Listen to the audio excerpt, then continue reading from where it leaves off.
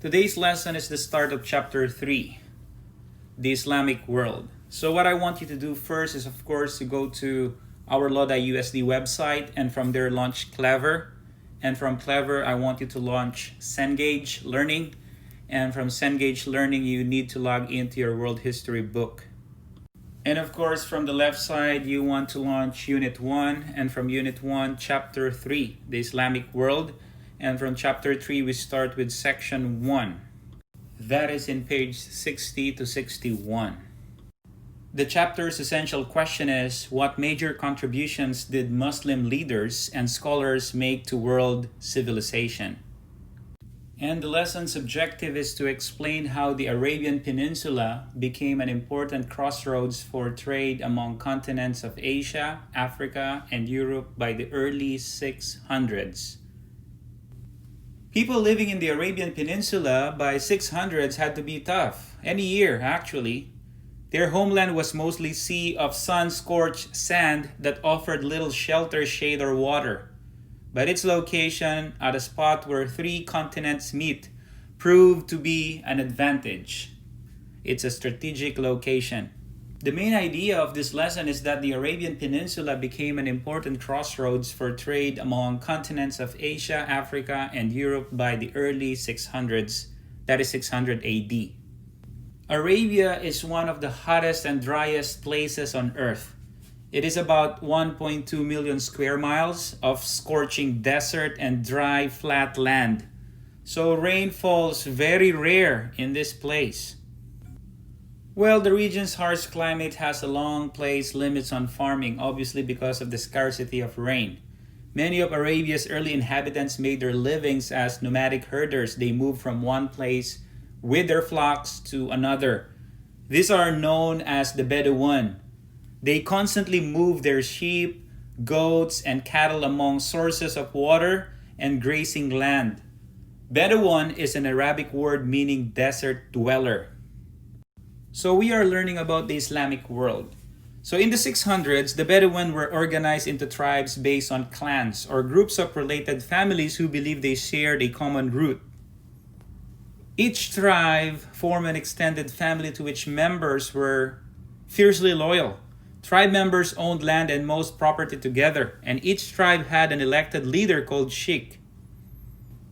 The tribes often fought one another to maintain or gain control of areas of the desert. As a result, tribesmen became strong and skilled warriors, this culture will play an important role in the development of the Islamic world as we know today, that we will cover in this chapter. For now, let's take a look at this image right here. So sand dunes like this cover much of the Arabian Peninsula. The question is, what dangers might traders have faced as they cross this vast desert? I can't imagine myself living in harsh conditions like this, but a lot of people not only survived, but they thrived in places like this. In fact, they even started cities, and eventually, as we know today, they even built kingdoms out of it. Now, in the desert, the only place that could flourish in Arabia was an oasis.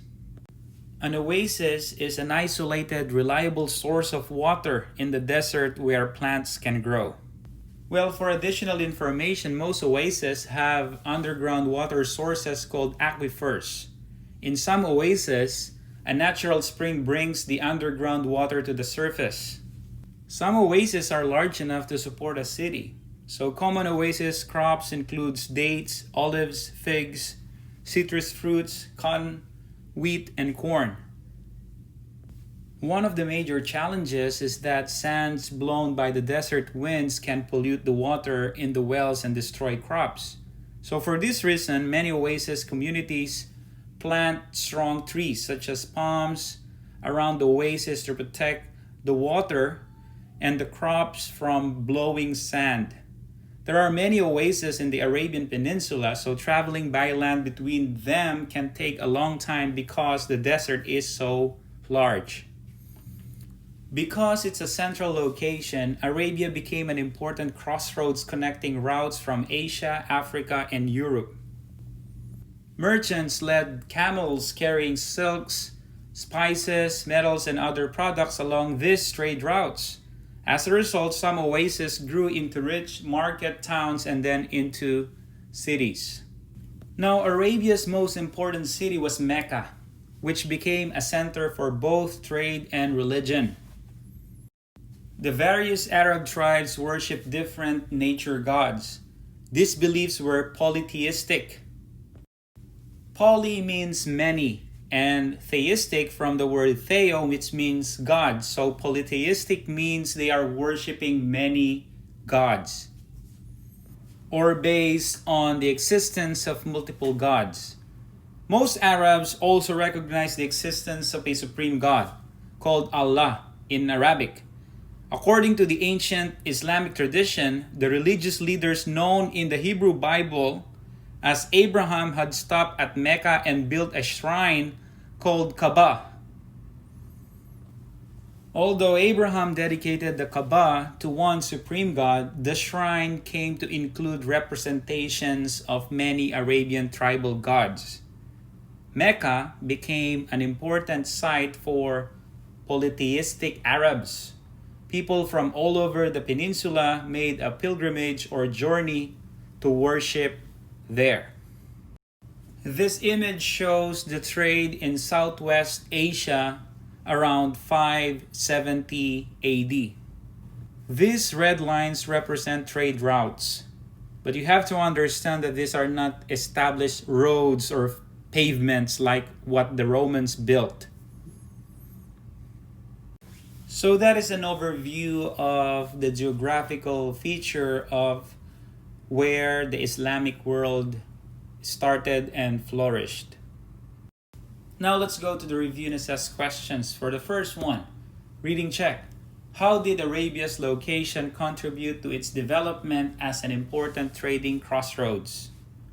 So you will look at the development of the cities and how these trade routes were established by this nomadic herdsmen called the Bedouins, and you will also look at the map. Next, question number 2. Analyze cause and effect. How did Arabia's physical geography influence the Bedouins' way of life? So the Bedouins are right here, and you'll answer how did the physical geography influence their lives. And finally, for number 3, interpret maps. Find Mecca on the map. Why is Mecca's location good for trade? When I say find, what body of water near it and what other place near this city, and explain why this place is good for trade. Those are your review and assess questions. Go ahead, go to our Google Classroom and open this assignment and answer these questions.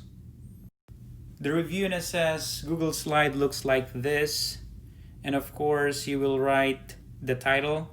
And then there are key vocabs that you can write the definitions from the book and answer the questions, the review and assess questions.